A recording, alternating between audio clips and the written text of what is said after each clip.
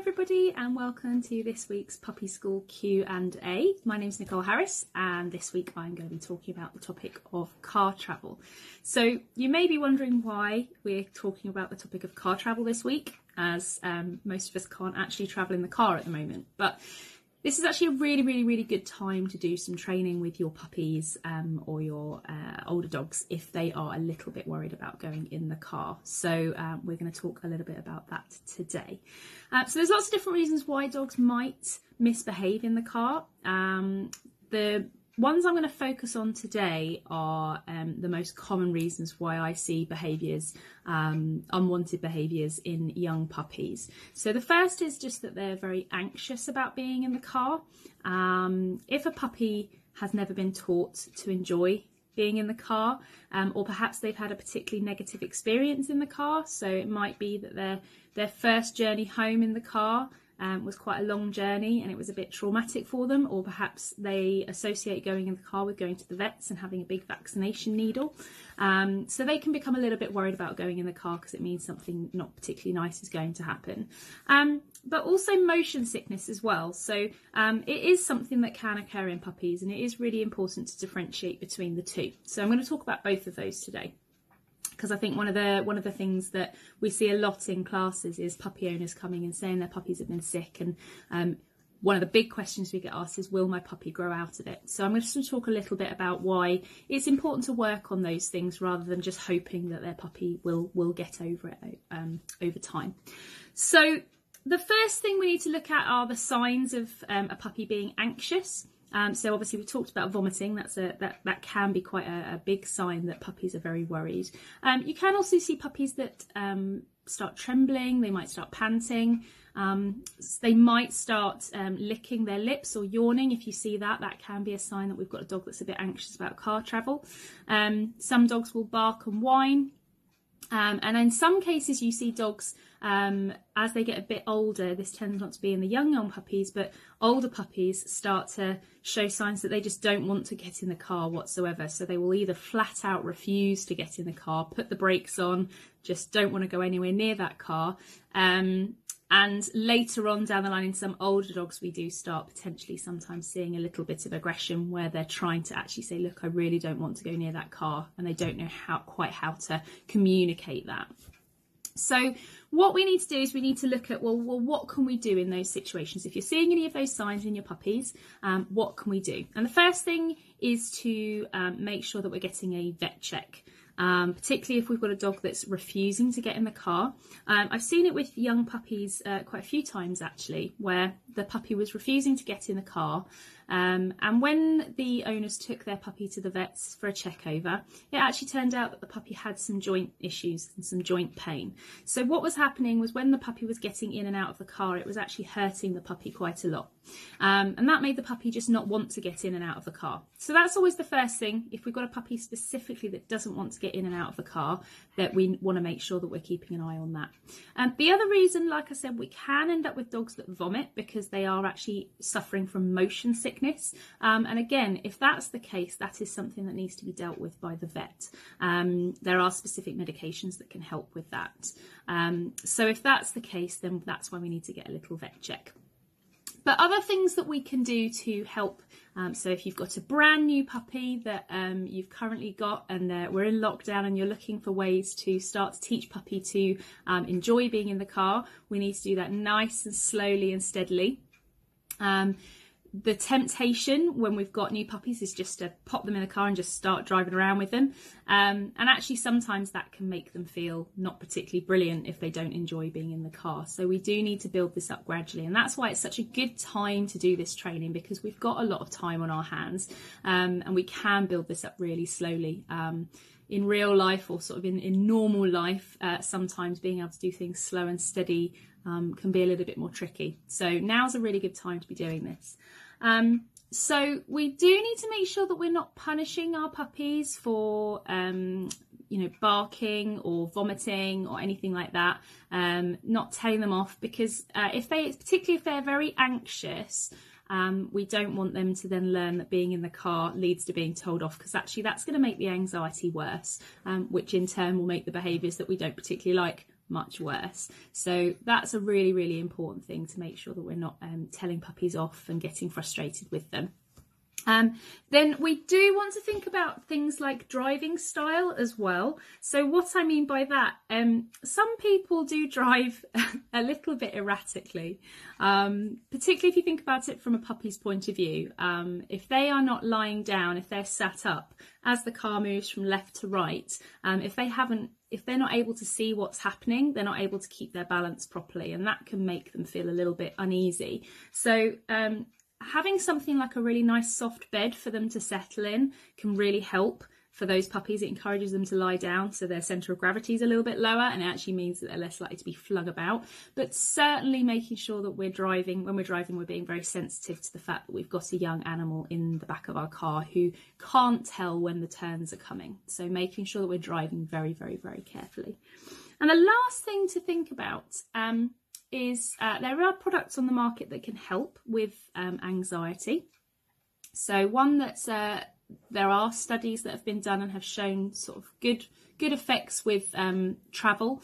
There's a product called Adaptil, and they have travel options to help puppies start to feel nice and relaxed in the car. So whether that's a collar that goes on their neck, a little bit like a flea collar, it just diffuses a little pheromone and helps them to feel nice and safe and secure, or a little spray that you can spray on a blanket and place that in the car to help them feel nice and safe and secure. So all of those things can start to help reduce a puppy sort of feeling a little bit worried. But we do need to do some specific training to help them associate the car with something nice. So rather than them getting in the car and going, oh, I feel really, really terrible because I feel like I know I'm going to go to the vets, or I know I'm going to be sick, or anything like that. Instead, what we want is for them to get in the car and go, oh, I like this place, good things happen here. So this is why it's a really good reason to start doing this training now, because we've got lots of time to do it. So the first stage would really be just getting your puppy to spend time in the car with the engine off, not going anywhere, and just learning that nice things happen, whether that is having some nice treats. If they're tiny and you've got a big boot space, maybe playing a little game in the car with them, so moving a little toy around so that they can have a nice little game. Feeding their food in the car, giving them some nice chews, just spending time with them and just keeping it nice and relaxed. In the beginning, you might need to do that with the doors open, just so they don't feel constricted and enclosed, and that might help them to feel nice and safe and secure. Once they're comfortable being in the car and they're settling well and they're eating their chews and they're playing their games, then we can start to do it with the doors closed, progressing on to doing it with the engine on. Now, initially, I wouldn't go anywhere. I'd just literally sit in your driveway with the engine on, have a nice little time with your puppy, turn the engine off, and then back inside you go. So we're starting to build it up bit by bit, really nicely and gradually. Eventually, once we know that we've got a puppy who's not trembling, who's not panting, who is settling nicely, is playing games, that's a good sign that they're nice and relaxed. If they'll play a game, they're eating food, again, that's a good sign that they're a little bit more relaxed. Then we can start to do very, very short journeys. So that might be getting in the car, turning the engine on, going to the end of the driveway or the end of the road, and then back again. So starting to do these little things can really, really help build a puppy's tolerance for being in the car. If you've got a puppy who has started to worry about getting in the car to start with, so they're actually putting the brakes on and they don't even want to get in the car in the first place, you might have to do a little bit of work just teaching them that being around the car outside is a nice thing as well. The important things here are to make sure that you're not using the lead to drag your puppy towards the car, because that can really make them feel pressurised and can actually increase their stress levels. Or the other thing that I sometimes find that people will do is they'll get a treat and they'll try and lure their puppy towards the car. Now, sometimes what can happen there is if we've got a dog who's very, very food motivated and they really like food, they'll see the food and they'll follow the food, and then they'll eat the food when they're close to the car, and then they'll suddenly realise, oh my goodness me, I'm really close to the car and now I'm going to panic. So in situations where we've got a dog that's a little bit worried being near the car, what I would do is keep some little treats on you, but save those treats. So if your dog chooses to move near the car, that's when they get a treat. So rather than using the treat to lure them towards the car, we make sure that they associate them give them the choice. If they choose to move towards that car, that's when the little treat comes out. So that should help you a little bit. But if you get stuck with anything like that, or if you're unsure, all of our puppy school tutors would be happy to help you, either over the phone to give you a little bit of advice, or I know some of our puppy school tutors are doing online sessions, so we can always give you advice over the via an online medium. And actually, if you do it via phone like this, we can use that video footage and we can see what's going on in real time, so we can really help you and train you and coach you. So do get in touch with one of us if you do need to. So I just want to flip back to motion sickness, because I do think that's really, really important to just talk about. It is something that can happen. It's maybe not as common as puppies being anxious in the car. What you tend to find is if a puppy is vomiting in the car because they're anxious, it will usually happen straight away, typically speaking. If a puppy is usually okay in the car, but they're dribbling and they're salivating, and then at the end of or later on in the journey, that's when they're vomiting, that's a sign that it could be motion sickness.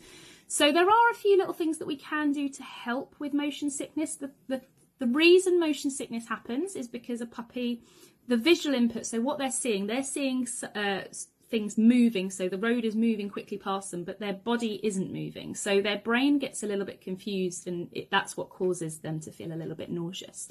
So one of the things that we can do to help is just to remove any visual input, so covering a crate or popping them somewhere where they can't see the road going past really quickly. Sometimes that can really, really help. It has been sort of noted that air pressure can help with motion sickness, so just cracking a little window just so that we can let a little bit of air flow through, that can sometimes help with motion sickness as well. Thinking about feeding, so there are some puppies, it will depend on the puppy. So some puppies, you want to give them a small meal to start before they go in the car, and that just helps settle their stomach. But for some dogs, if you feed them a meal before they go in the car, obviously there's something in there to be sick, so that doesn't help. So that's kind of dependent on the individual, and you do have to test that with each individual. So some puppies, it's easier if they have a small little meal before they travel. Some puppies, it's much better if they don't eat anything before they travel. And the other thing to think about is the location where they are in the car. So if they're in a car, so particularly a car with a long wheelbase, if they are in the boot and it's sort of bouncing quite a lot, that could make them feel quite motion sickness, nauseous and sickness because of motion. So again, we want to have a little think about where we're placing them in the car, and would they benefit being nearer the front of the car or in the middle of the car rather than in the boot. So playing around with that a little bit as well. But the main thing, if we have got a puppy that is motion or suffering from motion sickness, is they do need medication to help with that. And that is something to chat to the vets about, because there is a specific medication that is designed to help for puppies with motion sickness. And it would be absolutely the right thing to do to get that puppy on that medication to help relieve that sickness before doing any training. But all the other bits that I talked about before, so starting to teach them to be in the car, have a nice little time, have some treats, have some toys, have a nice time in the car, and then build it up to the engine being on and eventually the car moving. You would do exactly the same thing with a dog with motion sickness, but with the added thing of making sure we've got them on medication as well. And in those situations, that Adaptil product can help as well. So that's just a little bit about motion sickness and just sickness in puppies in general, and making sure that they feel nice and relaxed in the car. So if you are on lockdown and you have got a brand new puppy, or perhaps you've got a dog who is a little bit worried about being in the car, now's the time to start doing this. So little bits, little and often. Doesn't have to be more than a couple of minutes at a time. So maybe if you can set aside a couple of minutes, 3 to 5 times a day, where you can just go out to your car, do a little bit of training and then come back in again. Then we should start to build a nice little positive experience with that car, so that they are less likely to be anxious once the lockdown is over. But if you do need any further help, obviously please do feel free to get in touch with any of your puppy school tutors. Your local puppy school tutor will be able to give you further advice if you need it. So thank you very, very much for listening. If you've got any other questions, please do pop them in the comments below. We will do another puppy school Q&A next week. So if you've got any suggestions for topics that you'd really like to hear about, we'd really like to hear about that. But other than that, thank you very much and enjoy your bank holiday weekend, everybody. Bye.